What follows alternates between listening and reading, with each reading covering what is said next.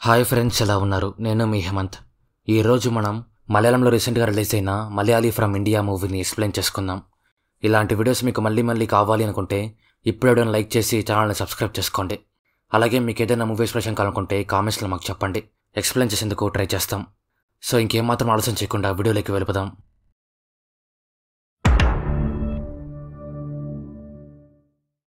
ఇంకా main story విషయానికి వస్తే మన హీరో పేరు గోపి. తను పాకిస్తాన్లో ఉన్న ఒకరింటికి వెళ్లేందుకు పాకిస్తాన్లోకి వస్తాడు. ఒక అతనికి గోపి మీద డౌట్ వచ్చి, ఎవరు నువ్వు, గొడవ చేసేందుకు వచ్చావా అని తన మీద కోపడతాడు. అప్పుడు గోపి తను ఇక్కడికెందుకు వచ్చాడో చెప్పేసరికి అతను గోపిని ఏం చేయకుండా వదిలేస్తాడు. ఇక్కడ స్టోరీ కొన్ని సంవత్సరాల వెనక్కి వెళ్తుంది. గోపిది కేరళలో ఉన్న ఒక ఊరు. గోపి వాళ్ళ ఇంట్లో వాళ్ళ అమ్మ చెల్లి ఉంటారు. గోపి ఇంటి గురించి ఏం పట్టించుకోకుండా ఎప్పుడూ క్రికెట్ పాలిటిక్స్ అంటూ తిరుగుతూ ఉంటాడు. గోపికి తోడు తన ఫ్రెండ్ మల్గోష్. ఇద్దరు కలుసుకున్నారు అంటే అయిన తిక్క పనులన్నీ చేస్తూ ఉంటారు. వీళ్ళిద్దరికీ ఊర్లో ఎవరి దగ్గర మర్యాద అనేది ఉండదు. ఆఖరికి స్కూల్ పిల్లలు కూడా వీళ్ళకి మర్యాద ఇవ్వరు. ఎందుకంటే వీళ్ళు చేసే పనులు కూడా అలాగే ఉంటాయి. గోపి వాళ్ళ అమ్మ చెల్లి ఇద్దరు ఎంతో కష్టపడుతూ ఇంటిని చూసుకుంటూ ఉంటారు. అయినా వాళ్ళకి చాలా అప్పులు, లోన్స్ ఉంటాయి. గోపి చెల్లి పేరు వైష్ణవి. తను ఆషిక్ అనే ఒక అబ్బాయిని ఎవరికి తెలియకుండా ప్రేమిస్తూ ఉంటుంది. ఆషిక్ ఒక మొబైల్ సర్వీస్ సెంటర్ని రన్ చేస్తూ ఉంటాడు. గోపి వాళ్ళమ్మకి ఉన్న ఒకే ఒక బాధ తన కొడుకు లైఫ్లో సెటిల్ అవ్వట్లేదు అని. దానికోసమే తను రోజు గోపిని తిడుతూ ఉంటుంది. కానీ గోపి మాత్రం వాళ్ళమ్మ మాటలు ఏం పట్టించుకోడు. గోపి వాళ్ళమ్మకి ఒక తమ్ముడుంటాడు. తను అరబ్ కంట్రీలో పనిచేస్తూ డబ్బులు బాగా సంపాదిస్తుంటాడు. అందుకు గోపి వాళ్ళమ్మ గోపిని కూడా తన తమ్ముడి దగ్గరికి పంపించాలి అనుకుంటూ ఉంటుంది. కానీ గోపి మాత్రం ఎలక్షన్స్లో వాళ్ళ పార్టీ గెలిస్తే వాళ్ళ అప్పులు మొత్తం తీర్చేయచ్చు అని ఆ జాబ్ గురించి ఏం పట్టించుకోడు. గోపి ఒక అమ్మాయిని ప్రేమిస్తూ ఉంటాడు. తన పేరు కృష్ణ. కృష్ణ బాగా చదువుకొని గవర్నమెంట్ ఎగ్జామ్స్కి ప్రిపేర్ అవుతూ ఉంటుంది. గోపి కృష్ణ తనని ప్రేమించేలా చేసుకోవడం కోసం తను నా వెంట పడద్దు అని చెప్పినా తన వెనకాలే తిరుగుతూ ఉంటాడు. ఒక ఆమె గోపి వాళ్ళ అమ్మ జాతకం చూస్తూ, నీ కొడుకు ప్రాబ్లమ్స్ని ఏరుకోరి మరీ తెచ్చుకుంటాడు, డేంజర్ ఎప్పుడు తన పక్కనే ఉంటుంది అని చెప్తుంది. తను చెప్తోంది మరెవరి గురించో కాదు, ఎప్పుడు గోపి పక్కనే ఉండే మల్గోష్ గురించి. గోపి తన ఫ్రెండ్స్తో కలిసి ఒక గ్రౌండ్లో క్రికెట్ ఆడుకుంటూ ఉంటాడు. దగ్గరలో ఎలక్షన్స్ ఉంటాయి. అందుకు ఒక పార్టీ వాళ్ళు గ్రౌండ్కి పక్కన ఉన్న ఒక హాల్లో మీటింగ్ పెట్టుకుంటారు. గోపి కొట్టిన బాల్ వాళ్ళ మీటింగ్ని డిస్టర్బ్ చేస్తుంది. అందుకు ఆ పార్టీ వాళ్ళకి గోపి గ్యాంగ్కి గొడవ జరుగుతుంది. పోలీసులు అందరిని అరెస్ట్ చేసి ఇంకోసారి గొడవ చేయకూడదు అని అందరికీ వార్నింగ్ ఇస్తారు. కేరళలో 3 పార్టీలుంటాయి. వాటి పేర్లు వచ్చేసి ఐసీపీ, ఎల్డీపీ, ఆర్జేఎస్పీ. కేరళ మొత్తం 130 సీట్లు ఉంటాయి. ఏదో ఒక పార్టీ గవర్నమెంట్ ఫామ్ చేయాలి అంటే 71 సీట్లు కావాలి. ఎలక్షన్స్కి ముందు జరిగే ప్రీపోల్ సర్వేలో గోపి పనిచేస్తున్న ఆర్జేఎస్పీ పార్టీకి 30 సీట్లు వస్తాయి అని తెలుస్తుంది. అంటే ఇప్పుడు ఆర్జేఎస్పీ పార్టీ ఎవరిదైతే కలుస్తుందో ఆ పార్టీనే గవర్నమెంట్ ఫామ్ చేస్తుంది. ఆర్జేఎస్పీ పార్టీ వాళ్ళు ఈ పోల్ చూసి చాలా సంతోషపడతారు. గోపి వాళ్ళ ఇంటి పక్కన ఉమ్మా అనే ఒక ఆమె ఉంటుంది. గోపి వాళ్ళ అమ్మ అలాగే తను ఇద్దరు మంచి ఫ్రెండ్స్. ఉమ్మా కొడుకు షమీర్ ఫారెన్ కంట్రీలో పనిచేస్తూ వాళ్ళమ్మకి డబ్బులు పంపిస్తూ ఉంటాడు. గోపి వాళ్ళమ్మ దాన్ని చూసిన ప్రతిసారి గోపి కూడా షమీర్ లాగా పనిచేసుకుంటూ ఉండింటే ఎంత బాగుండు అని అనుకుంటూ ఉంటుంది. ఎలక్షన్స్ టైం దగ్గర పడుతుండేసరికి అన్ని పార్టీలు ప్రచారం స్టార్ట్ చేస్తాయి. గోపి ఒక పక్క ప్రచారం చేస్తూ ఇంకో పక్క కృష్ణకి సైట్ కొడుతూ ఉంటాడు. కేరళలో ఎలక్షన్స్ జరిగి రిజల్ట్స్ కూడా వస్తాయి.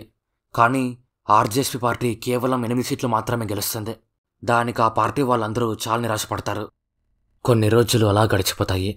ఊర్లో ఉన్న అందరూ ఇప్పుడు క్రికెట్ మీద పడింటారు. ఫైనల్ మ్యాచ్లో పాకిస్తాన్ ఇండియాని ఓడించి కప్పు గెలుస్తుంది. దానికి అందరూ చాలా బాధపడతారు. ఇదంతా ఇలా ఉంటే ఒక ముస్లిం ఫ్యామిలీలో ఉండే 2 పిల్లోళ్ళు క్రాకర్స్ పేలుస్తూ ఎంజాయ్ చేస్తూ ఉంటారు. దాన్ని చూసిన కొంతమంది పాకిస్తాన్ గెలిచినందుకే సెలబ్రేషన్స్ చేసుకుంటున్నారు అని వాళ్ళ ఇంటి మీదకి గొడవకు వెళ్తారు.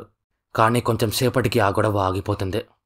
మల్గోష్ ఈ విషయం తెలుసుకొని గోపిని పిలుచుకుని అక్కడికి వచ్చి వాళ్ళ ఇంటి మీద బాంబుతో దాడి చేస్తాడు. దాంతో ఈ విషయం చాలా సీరియస్ అయ్యి కేరళ మొత్తం ఇదే టాపిక్గా మారిపోతుంది. బాంబుతో దాడి చేసింది గోపి అలాగే మల్గోష్ అన్న విషయం అందరికీ తెలిసిపోతుంది. అందుకు మల్గోష్, గోపి ఇద్దరు ఎవరికీ తెలియకుండా వేరే వేరే చోట దాక్కుంటారు. ఆర్జేఎస్పీ పార్టీ వాళ్ళు కూడా వాళ్ళకి మాకేం సంబంధం లేదు అంటారు. వేరే వేరే పార్టీ వాళ్ళు మన పార్టీ మెస్ పెంచుకోవడం కోసం ఇదే మంచి టైం అని కేరళ మొత్తం గొడవలు స్టార్ట్ చేస్తారు. ఈ గొడవలు ఆపేందుకు గవర్నమెంట్ కలెక్టర్ సాజిన్ని అపాయించేస్తుంది. సాజిని కేసు గురించి ఎంక్వైరీ చేస్తున్నప్పుడు తనకు తెలిసేది ఏమి అంటే, జయకృష్ణ అనే ఒక అతను దివాళీ సెలబ్రేషన్స్ కోసం తన కొడుక్కి క్రాకర్స్ కొనిచ్చింటాడు. కానీ తన భార్య చనిపోయేసరికి ఇంట్లో ఇంక సెలబ్రేషన్స్ చేయకూడదు అని ఆ క్రాకర్స్ని పక్కింట్లో ఉన్న ఈ ఇద్దరు ముస్లిం పిల్లలకి ఇచ్చింటాడు. సాజన్ ఈ విషయం తెలుసుకొని గొడవలు చేస్తున్న పార్టీ వాళ్ళందరికీ ఈ విషయం చెప్తాడు. కానీ వాళ్ళు మేము కాంప్రమైజ్ కాము అంటారు. దానికి సాజన్ వాళ్ళని కొట్టి కాంప్రమైజ్కి ఒప్పిస్తాడు. గోపి మల్గోష్ ఇద్దరు దొరికితే చంపేద్దామని వేరే వేరే పార్టీ వాళ్ళందరూ కాచుకొని కూర్చోయింటారు. అందుకు గోపి వాళ్ళమ్మ ఎవ్వరికీ తెలియకుండా గోపిని తమిళనాడుకు పంపించేస్తుంది. గోపి నిద్రపోయినప్పుడు ఊర్లో ఎవరో దాక్కున్న మల్గోష్ మీద కత్తులతో దాడి చేసినట్టు కల వస్తుంది. దానికి గోపి చాలా భయపడతాడు. తీరా చూస్తే గోపికి వచ్చిన కల నిజమే అని తెలుస్తుంది. కానీ మల్గోష్ బతికే ఉంటాడు. ఎవరో గోపికి నెక్స్ట్ నువ్వే దొరికితే అడ్డంగా నరికేస్తా అని వాట్సాప్లో మెసేజ్ పంపిస్తాడు. గోపి ఆ మెసేజ్ చూసి చాలా భయపడతాడు. దీనికి తోడు తమిళనాడు పోలీసులు కూడా గోపి గురించి వెతుకుతూ ఉంటారు. గోపి వాళ్ళ అమ్మ తమ్ముడు గోపి గురించి మొత్తం తెలుసుకొని తనకి వెంటనే వీసా అరేంజ్ చేసి అరబ్ కంట్రీకి రప్పిస్తాడు. ప్రపంచం మొత్తం కరోనా వైరస్ ఫుల్గా వ్యాపిస్తూ ఉంటుంది. సుధాని అనే ఒక అతను గోపిని ఎయిర్పోర్ట్లో పికప్ చేసుకొని ఒక ఎడారిలోకి పిలుచుకొని వెళ్ళి తనని వదిలేస్తాడు. గోపికి ఏం అర్థం కాదు. అక్కడ ఒక ఇల్లు అలాగే ఒక అతను తప్ప ఇంకెవ్వరూ ఉండరు. అతని పేరు రషీద్. తను ఒక పాకిస్తానీ. గోపి రషీద్ ఒక పాకిస్తాన్ వాడు అని తెలుసుకొని షాక్ అయిపోతాడు. తను వాళ్ళ మామయ్యకి ఫోన్ చేసి నేను ఇక్కడ ఉండను, నేను నువ్వుండే చోటే ఉంటా, లేదంటే మా ఊరికే వెళ్ళిపోతా అంటాడు. దానికి ఆయన మాట్లాడుతూ ఇప్పుడు నువ్వు అక్కడ ఉంటేనే సేఫ్ అని చెప్పి ఫోన్ పెట్టేస్తాడు. గోపి రషీద్తో మాట్లాడుతూ తనతో కలిసిపోయేందుకు ట్రై చేస్తాడు. కానీ రషీద్ మాత్రం ఫుల్ సీరియస్ మనిషిలా ఉంటాడు. అందుకు గోపి తనతో మాట్లాడేందుకు కూడా చాలా భయపడతాడు. తను అక్కడున్న ఫెసిలిటీస్ మొత్తం చూసి ఇవేం ఫెసిలిటీస్ రా అని చాలా బాధపడతాడు. రషీద్ గోపి ఇద్దరు తినాలి అంటే వాళ్లే పంటను పండించుకోవాలి. రషీద్ గోపిని భయపెట్టి తనతో అన్ని పనులు చేపిస్తూ ఉంటాడు. గోపికి ఇంటి దగ్గర ఉన్నప్పుడు తెలియని అమ్మ ప్రేమ ఇప్పుడు మాత్రం బాగా తెలుస్తుంటుంది. అందుకు రోజు వాళ్ళ అమ్మకి ఫోన్ చేస్తూ ఎంతో ప్రేమగా మాట్లాడుతూ ఉంటాడు. దానికి వాళ్ళమ్మ నా కొడుకు దారిలో పడ్డాడు అని చాలా సంతోషపడుతుంది. మల్గోష్ హాస్పిటల్లో కోలుకొని డిశ్చార్జ్ అయ్యి ఇంటికి వస్తాడు. ఊర్లో ఉన్న గొడవ కాంప్రమైజ్ అయిపోయి ఉంటుంది. తను ఈ విషయం గోపికి ఫోన్ చేసి చెప్తాడు. గోపి మల్గోష్తో మాట్లాడుతూ తను ఎక్కడ ఉన్నాడు, ఎవరితో ఉన్నాడన్న విషయం చెప్తాడు. దానికి మల్గోష్ రషీద్ మన శత్రువు, వాణ్ణి చంపేయని గోపితో అంటాడు. గోపి రషీద్ని చంపేద్దాం అనుకుంటాడు. కానీ పొరపాటున మిస్ అయితే రషీద్ తనని చంపేస్తాడు అని భయపడి ఈ నరకం నుంచి బయటపడాలి అని పారిపోయేందుకు ట్రై చేస్తాడు. కానీ పారిపోలేకపోతాడు. రషీద్ గోపికి తెలియకుండా ఒక ట్రంకు పెట్టెని మెయింటైన్ చేస్తూ ఉంటాడు. గోపి ఆ పెట్టెలో ఏముందో తెలుసుకోవాలి అని రషీద్కి తెలియకుండా దాన్ని ఓపెన్ చేసేందుకు ట్రై చేస్తాడు. కానీ రషీద్ ఈ విషయం తెలుసుకొని ఇంకోసారి నా వస్తువులు ముట్టుకుంటే బాగుండదు అని వార్నింగ్ ఇస్తాడు. 3 సంవత్సరాల క్రితం ఇక్కడ రషీద్తో పాటు ఇంకో అతను ఉండేవాడు. అతని పేరు మువాఫక్. తను కూడా ఒక మలయాళీ. తను 3 సంవత్సరాల క్రితం రషీద్ దగ్గర ఉన్న డబ్బులు వస్తువులు దొబ్బేసి ఇక్కడి నుంచి పారిపోయింటాడు. అందుకే రషీద్ గోపి ఒక మలయాళీ అని తనతో కఠినంగా ఉంటాడు. గోపి ఇండియా నుంచి ఇక్కడికి వస్తున్నప్పుడు ఎయిర్పోర్ట్లో ఒక చైనా అతన్ని కలిసింటాడు. దానికి గోపికి కరోనా వస్తుంది. రషీద్ గోపిని క్వారంటైన్లో ఉంచి అన్ని పనులు తనే చేయడం స్టార్ట్ చేస్తాడు. గోపి రషీద్ వీక్నెస్లు తెలుసుకొని తనతో ఆడుకోవడం స్టార్ట్ చేస్తాడు. గోపి చెల్లి వైష్ణవి తన లవర్ ఆషిక్తో కలిసి బయటికి వెళ్ళింటుంది. దానివల్ల ఆషిక్ ఉన్న కరోనా వైష్ణవికి కూడా వస్తుంది. దాంతో గోపి వాళ్ళ అమ్మకి వైష్ణవి ప్రేమ విషయం తెలిసిపోతుంది. గోపి వాళ్ళ ఊర్లో కరోనా వల్ల కొంతమంది చనిపోతారు. ఈ విషయం గోపి తెలుసుకొని అమ్మని చెల్లిని జాగ్రత్తగా ఉండమని చెప్పు అని తనకు తెలిసిన వాళ్ళకి చెప్తాడు. రషీద్ పనులు చేయలేక చాలా కష్టపడుతుంటాడు. దాన్ని గోపి గమనించి తన డిప్లొమా తెలివితేటలు యూజ్ చేసి రషీద్ కష్టపడుతున్న పనిని తగ్గిస్తాడు. రోజులు గడిచే కొద్దీ రషీద్ గోపి ఇద్దరూ చాలా క్లోజ్ అవుతారు. గోపిని ఇక్కడ డ్రాప్ చేసిన సుధాని రషీద్కి గోపికి ఏమైనా వస్తువులు కావాలి అంటే తనే ఊర్లో నుంచి తెచ్చిస్తూ ఉంటాడు. రషీద్ చూసుకుంటున్న ఈ స్థలానికి ఒక బాస్ ఉంటాడు. ఆ బాస్కి ఒక తమ్ముడు ఉంటాడు. బాస్ రషీద్కి నా తమ్ముడిని మాత్రం నువ్వు ఉండే ప్లేస్కి రానివద్దు అని చెప్పింటాడు. అందుకు రషీద్ బాస్ తమ్ముడు అక్కడికి వచ్చినా కూడా లోపలికి రానివ్వడు. అప్పుడు తన మనుషులందరూ కలిసి రషీద్ని ఒకరినే చేసి కొట్టడం స్టార్ట్ చేస్తారు. గోపి రషీద్ని కాపాడి వాళ్ళందరినీ చితకొట్టి అక్కడి నుంచి తరిమేస్తాడు. ఒకరోజు గోపి వాళ్ళ ఊరికి చాలామంది పోలీసులు వస్తారు. ఎందుకంటే గోపి వాళ్ళ అమ్మ ఫ్రెండ్ ఉమా ఉంది కదా, తన కొడుకు ఫారెన్లో పనిచేయట్లేదు.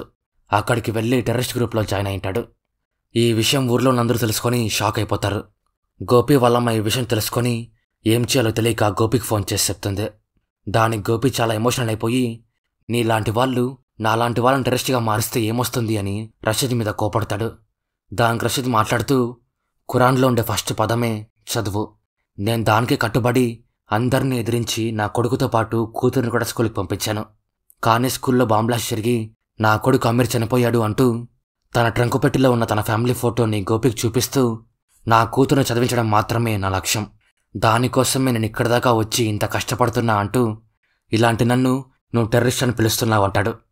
గోపి బాధపడుతూ తను అన్న మాటలకి సారీ చెప్తాడు. గోపి వాళ్ళ ఊరిలో ఉన్న అందరూ ఉమ్మాతో మాట్లాడడం మానేస్తారు. కానీ గోపి వాళ్ళమ్మ మాత్రం నీకు నేనున్నా అని తనకి ధైర్యం చెప్తుంది. దానికి ఉమ్మ చాలా సంతోషపడుతుంది. రషీద్ కూతురు దువా 10th స్టాండర్డ్లో టాపర్గా నిలిచింటుంది. ఈ విషయం రషీద్ తెలుసుకొని గోపికి చెప్తూ చాలా హ్యాపీగా ఫీల్ అవుతాడు. దువా రషీద్తో మాట్లాడుతూ నువ్వు నా దగ్గరికి వచ్చే నాన్న అని చాలా బాధపడుతుంది. కానీ రషీద్ మాత్రం ఇక్కడి నుంచి ఇంటికి వెళ్ళలేని పరిస్థితి. తన కూతురు బాధపడేసరికి రషీద్ కూడా చాలా బాధపడతాడు. గోపి రషీద్తో మాట్లాడుతూ ఈ స్థలం మొత్తం నేను చూసుకుంటా, నువ్వు బాస్తో మాట్లాడి ఒకసారి ఇంటికి వెళ్ళేసిరా అంటాడు. రషీద్ గోపి మాటలు విని వాళ్ళ బాస్కి ఫోన్ చేసి మాట్లాడతాడు. బాస్ రషీద్కి పర్మిషన్ ఇస్తాడు. దానికి రషీద్ గోపి ఇద్దరూ చాలా హ్యాపీగా ఫీల్ అవుతారు. సుధాని రషీద్ గోపి దగ్గరికి వచ్చి లాక్డౌన్ తీసేశారు అని చెప్తాడు. దానికి అందరూ కలిసి బయటికి వెళ్ళి చాలా ఎంజాయ్ చేస్తారు. గోపి దువా కోసం ఒక గిఫ్ట్ కూడా కొనుక్కుంటాడు. కానీ అందరూ బయటికి వెళ్ళినప్పుడు రషీద్కి కరోనా అంటుకుంటుంది. దాంతో రషీద్ అస్సలు బలం లేకుండా అయిపోతాడు. అయినా తన కూతురిని కలిసే అవకాశం మళ్ళీ రాదు అని ఊరికి అలాగే బయలుదేరతాడు. కానీ ఊరికి బయలుదేరినప్పుడే చనిపోతాడు. దానికి గోపి చాలా బాధపడతాడు. గోపి రషీద్ అంత్యక్రియలు మొత్తం పూర్తి చేసి తన చావు విషయం వాళ్ళ ఇంట్లో వాళ్ళకి చెప్పాలి అని పాకిస్తాన్కి వస్తాడు. ఇదే మనం స్టార్టింగ్లో చూసిన సీన్. గోపి రషీద్ వాళ్ళ ఇంటి అడ్రస్ తెలుసుకొని వాళ్ళ ఇంటికి వస్తాడు. రషీద్ భార్య గోపిని చూసి చాలా సంతోషపడుతుంది. దువా కూడా గోపి ఇంటికి వచ్చినందుకు చాలా సంతోషపడుతుంది. కానీ వాళ్ళ నాన్న రాలేదు అని చాలా బాధపడుతుంది. రషీద్ వాళ్ళ ఇంట్లో వాళ్ళు రషీద్ ఇంటికి వస్తాడు అని చాలా నమ్మకం పెట్టుకుంటారు. అందుకు గోపి రషీద్ చనిపోయిన విషయం వాళ్ళకి చెప్పలేకపోతాడు. రషీద్ భార్యకి 2 తమ్ముళ్ళుంటారు. వాళ్ళు దువ్వాకి పెళ్లి చేద్దామని చూస్తుంటారు. ఈ విషయం గోపి తెలుసుకొని తను బాగా చదువుకుంటుంది కదా, తనకు కూడా చదువుకోవడం అంటే చాలా ఇష్టం, తనని చదువుకోనివ్వండి అంటాడు. దానికి రషీద్ భార్య తమ్ముళ్ళు సీరియస్ అయ్యి నువ్వు ఇక్కడి నుంచి పోరా అని కొడతారు. స్టార్టింగ్లో గోపి మీద సీరియస్ అయిన అతను గోపిని కాపాడి నువ్వు చెప్పింది వినేకి ఇది ఇండియా కాదు, ఇక్కడి నుంచి వెళ్ళిపో అంటాడు. దువ్వాకి గోపి ఏదో దాస్తున్నాడు అని అర్థమవుతుంది. అందుకెవరికి తెలియకుండా ఊరి బయటికి వచ్చి తనని మాట్లాడిస్తుంది. గోపి దువ్వాకి వాళ్ళ నాన్న చనిపోయిన విషయం చెప్పి తను లాస్ట్గా చెప్పిన మాటల్ని తనకు చెప్తాడు. రషీద్ లాస్ట్గా చెప్పిన మాటలు ఏమి అంటే నా కూతురుని చదువును మాత్రం వదలద్దని చెప్పు అని చెప్పింటాడు. దువా వాళ్ళ నాన్న చెప్పిన విషయం తెలుసుకొని చాలా బాధపడుతుంది. అలాగే తన తండ్రి లాస్ట్ వర్డ్స్ని తన వరకు తీసుకుని వచ్చినందుకు థ్యాంక్స్ అన్నా అని గోపికి థ్యాంక్స్ చెప్తుంది. 5 సంవత్సరాలు అలా గడిచిపోతాయి. దువా బాగా చదువుకొని గర్ల్స్ ఎడ్యుకేషన్కి గ్లోబల్ అంబాసిడర్గా మారింటుంది. అందరూ తనతో మాట్లాడుతూ మీకు లైఫ్లో ఇన్స్పిరేషన్ ఇచ్చిన వాళ్ళ గురించి చెప్పండి అంటారు. దువా ఫస్ట్ వాళ్ళ నాన్న గురించి చెప్పి తర్వాత గోపి గురించి చెప్తూ నా అన్న ఇండియా నుంచి నా కోసమే వచ్చాడు, తను లేకపోయింటే నేను ఇక్కడ ఉండేదాన్నే కాదు అంటూ నా అన్నకి థ్యాంక్స్ అంటుంది. గోపి ఆ ఇడర్లోనే పనిచేసుకుంటూ అప్పుడప్పుడు ఊరికి వచ్చి వెళ్తుంటాడు. తను ప్రేమించిన కృష్ణ కూడా గోపి మీద ఇంట్రెస్ట్ చూపిస్తూ ఉంటుంది. గోపి వాళ్ళ అమ్మని బాగా చూసుకుంటూ ఉంటాడు. లాస్ట్లో సుధాని ఒక పాకిస్తాన్ అబ్బాయిని పిలుచుకుని వచ్చి గోపి దగ్గర వదిలేస్తాడు. గోపి ఆ అబ్బాయిని చూస్తున్నప్పుడు తనకి తనలాగే అనిపిస్తాడు. గోపి ఆ అబ్బాయికి షేక్ హ్యాండ్ ఇచ్చి వెల్కమ్ అని చెప్తాడు. దాంతో మూవీ ఎండ్ అవుతుంది. సో ఇది friends Malayali from India movie గురించి. స్టోరీ మీకు ఎలా అనిపించిందో కామెంట్స్లో మాకు చెప్పండి. అలాగే ఈ వీడియో నచ్చిందో లేదో కూడా కామెంట్స్లో మాకు చెప్పండి. అలా మీరు చెప్పడం వల్లే నాకు ఇలాంటి వీడియోస్ మళ్ళీ చేయాలో లేదో తెలుస్తుంది. సో ఈ వీడియో నచ్చిందో లేదో కామెంట్స్లో మాకు చెప్పండి. అలాగే ఇలాంటి వీడియోస్ మీకు మళ్ళీ మళ్ళీ కావాలనుకుంటే ఇప్పుడే వీడియోని లైక్ చేసి మీ ఫ్రెండ్స్తో ఫ్యామిలీతో షేర్ చేయండి. అలాగే ఇలాంటి మరెన్నో ఇంట్రెస్టింగ్ వీడియోస్ మీరు మిస్ అవ్వకూడదు అనుకుంటే ఇప్పుడే మన ఛానల్ని సబ్స్క్రైబ్ చేసుకోండి. మరో వీడియోతో మళ్ళీ కలుద్దాం. అంతవరకు బాయ్.